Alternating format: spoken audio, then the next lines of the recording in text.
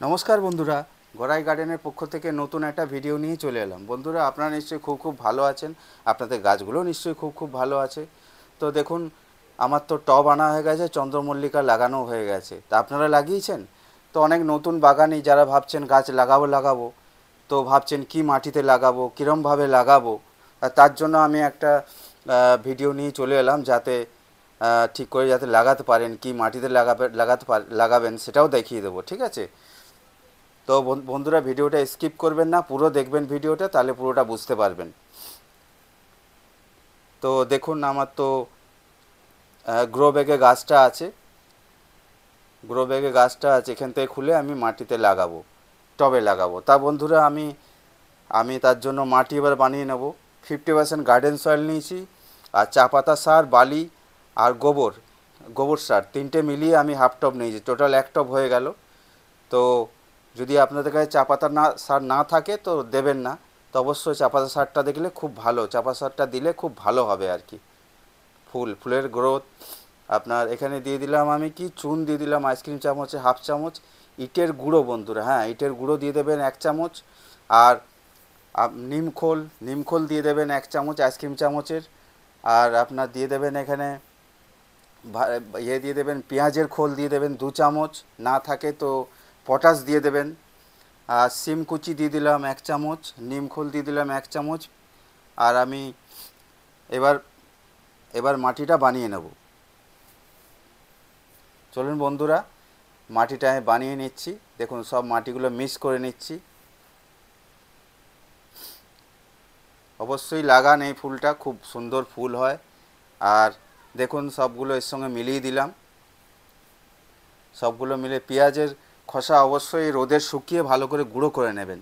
গুঁড়ো করে নিলে কি হবে, গাছটা খুব ভালো হবে, ফুল খুব সুন্দর হয়।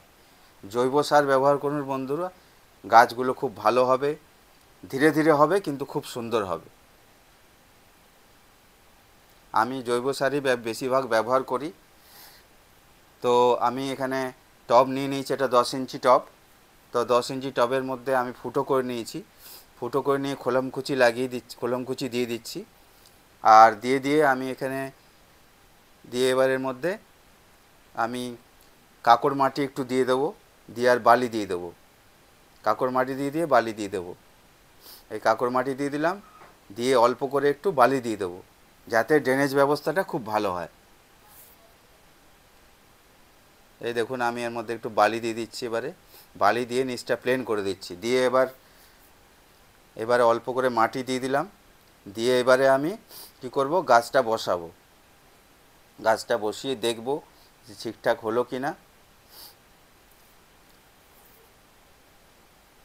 এবারে আমি গ্রো ব্যাগ থেকে খুলে নিলাম। খুলে নিয়ে এবার হালকা করে চারিদিক থেকে অল্প করে মাটি বার করে নেবো গা থেকে। শিকড় যদি না বেশি কাটে সেটা দেখবেন বন্ধুরা। দেখুন, পুরো হালকা করে রাউন্ড করে পুরো ভেঙে দিলাম মাটিগুলো।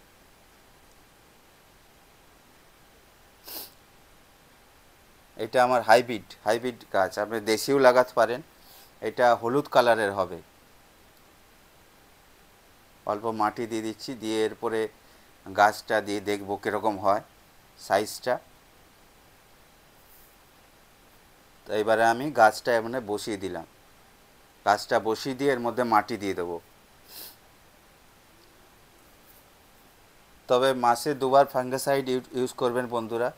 কাকা ইউজ করতে পারেন, আর নয় হলুদ গুঁড়ো একটু শ্যাম্পু দিয়ে ওর মধ্যে গায়ে স্প্রে করে দেবেন মাসে 2বার, 15 দিন অন্তর অন্তর।